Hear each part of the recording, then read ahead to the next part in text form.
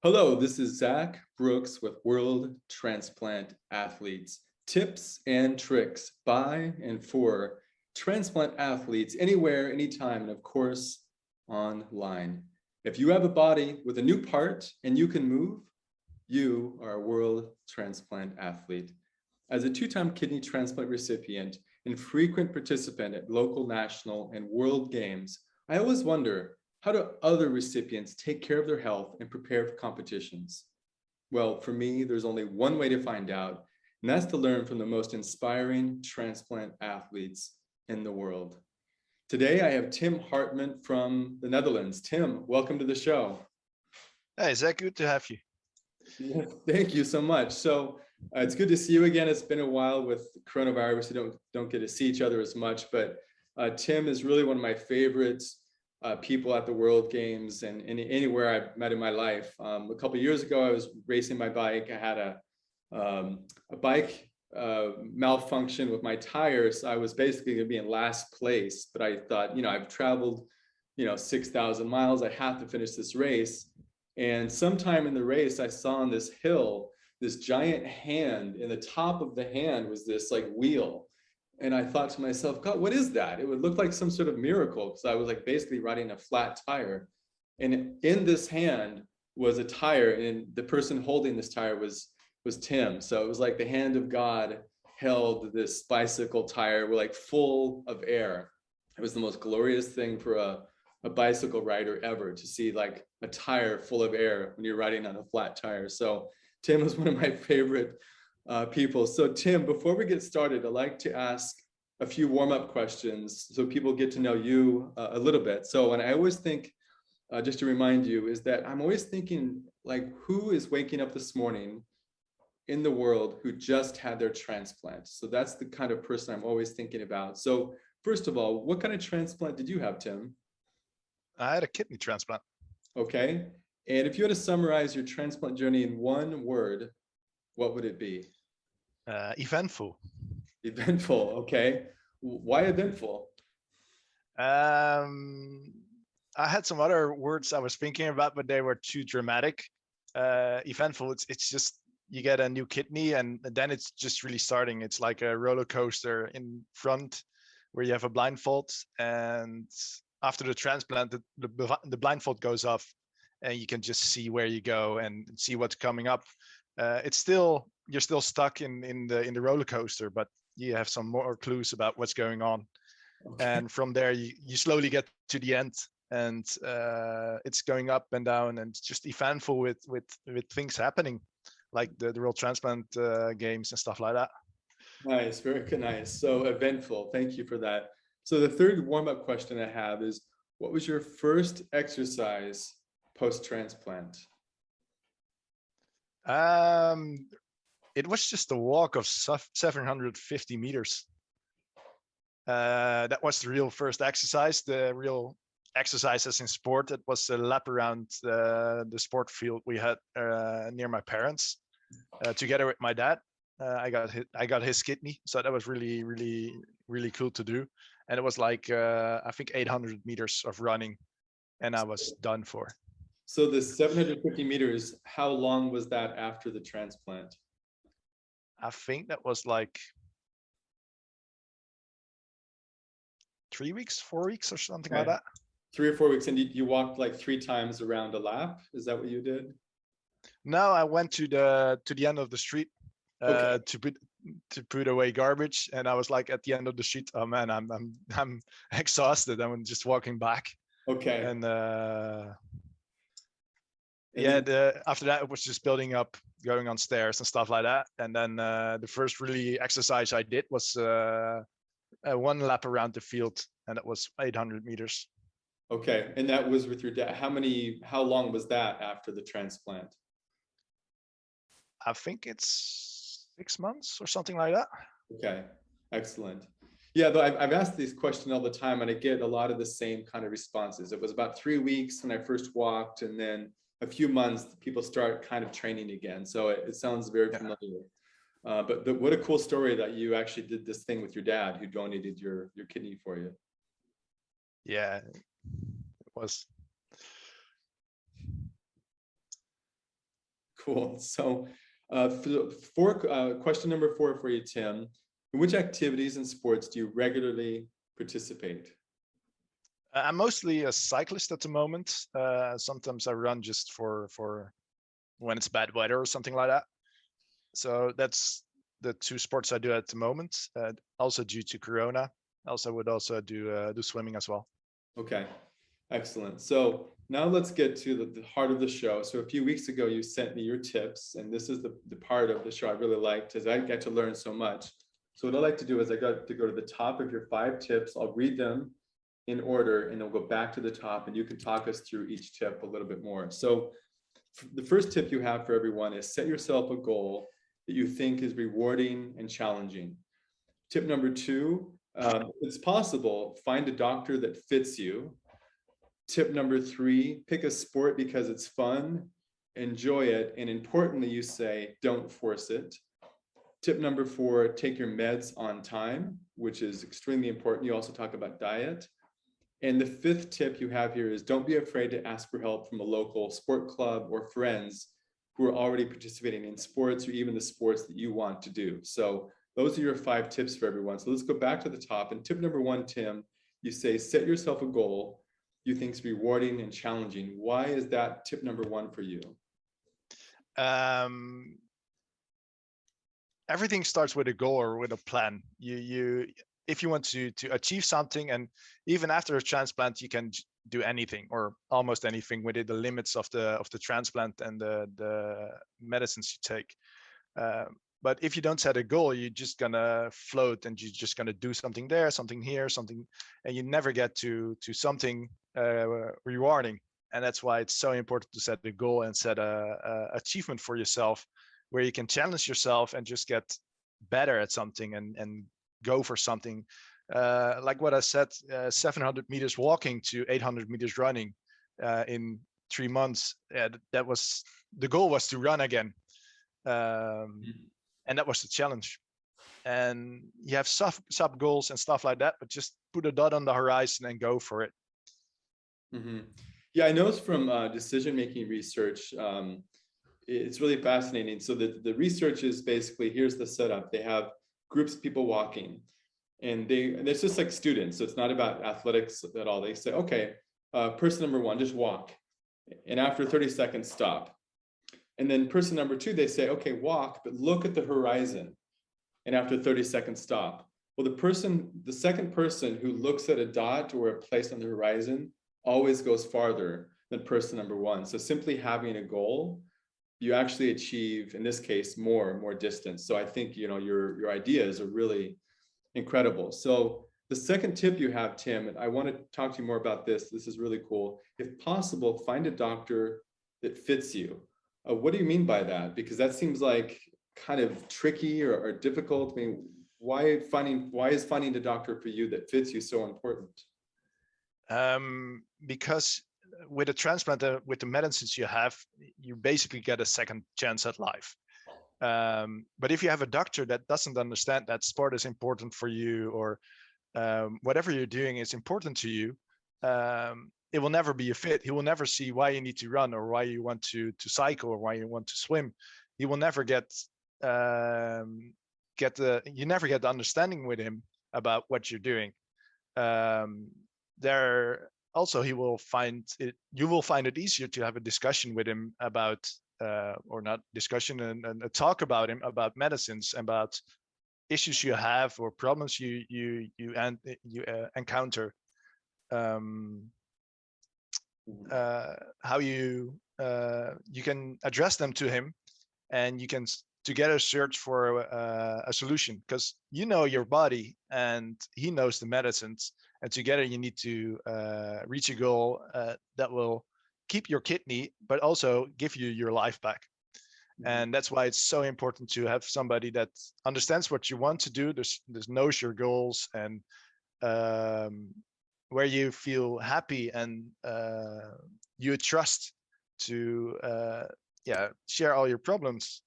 you have, because some issues with the medicines or with the transplant, physical, but also mentally, are so important to have someone to discuss that knows what's going on. Yeah, I mean, I think how you summarized it was really nice. You know your body, your doctor knows the medicine, but I think this tip is really important. So a lot of athletes, if you're listening to this, so there are people who are athletes who are told by the doctors, no, you can't exercise. But if you know your body, that you've been an athlete beforehand, or now you want to start experiencing sport and exercise, you really do have to find a doctor who understands that about you. So what Tim is saying is extremely important, because I've heard many stories, maybe Tim, you have too, where a transplant athlete says, no, no, you can't exercise. And then people say, what? I can't exercise? It doesn't make any sense. Yeah, my first doctor was like, I asked if I could run again. And she said, why do you want to do that? And I was like, wait, what kind of response is that? And now I have a doctor, and he played hockey, and he runs as well, and he cycles as well. And he's like, okay, yeah, for the World Transplant Games, he was like, okay, we're gonna reduce this medicine for 3 weeks, so you're in top form, you have less problems with the medicines. He's really thinking with me about sports, and he changed my blood pressure medicine because the other one gave me some problems with keeping my heart rate low during slow exercises. And that's just really important to have. Yeah, awesome. Yeah, it's really cool. It doesn't need to be your buddy, yeah, but it needs to be someone you trust and somebody you can talk to. Yeah, absolutely. So the third tip, Tim, I've heard this from a few people, but the part I like about this tip number 3, and tip number 3 is this: pick a sport because it's fun, enjoy it. Don't force it. So the part that I really stands out to me here is don't force it. Why is that so important to you? Well, it's a bit combined with tip number 1. You set a goal, and I'm someone who, if he sets a goal, I'm just going for it. I just blindly go and forget about the limitation of my body sometimes, or limitations of mentally. And if you force it, you lose the fun, and you lose the drive to continue in it. That's why it's so important to keep it fun and just enjoy it. Go for me, if cycling, go for a ride and just go easy and just look around and see everything, and enjoy the weather, enjoy being overtaken by other people, which you normally just fly by. Yeah. Just keep it playful, keep it enjoyable. Yeah. So, I mean, this tip, and because I'm a cyclist too, really hits me, especially the don't force it, because I know when I cycle on a regular basis, you get faster and faster, and then you want to pass people. But every once in a while in your training, you have to force yourself to go slower. And I'm getting better at this, but I find that this tip is so important. And it's the kind of tip where you have to remind yourself, because you forget sometimes to just enjoy the moment, because you're so caught up in being faster. What about the birds and the air and the trees and like all these other pretty things there? So did you have any experience where you went too hard and then you said, okay, let me really remind myself to slow down? Oh yeah, many times. It's still a trap I'm falling for. I'm getting better at it, but still my family or girlfriend just say, oh, slow down. Okay. Just enjoy it, or just slow down, because you're burning up yourself. And then yeah, it's something you can have it both ways. You can not enjoy it because you didn't pick the right sport. You think, I'm good at cycling, so I just gonna cycle. Yeah, but if you enjoy running, why don't you go for your run? Yeah. You don't need to have to be the best in your sport to go for it. Only if you're a pro athlete and you want to. And that's the important part. Don't force it, and just enjoy it. You don't have to be the best, and you need. It's your hobby. It's not your work. Yeah, totally. I mean, so I wrote a book, and in the book I had this concept of 3 types of learning. There's brand new learning, relearning, and unlearning. And I think this tip falls under the category of relearning. You have to like constantly relearn the idea of don't force it. So tip number 4 you have is take your meds on time and stay true to your diet. Why is this tip so important for you, Tim?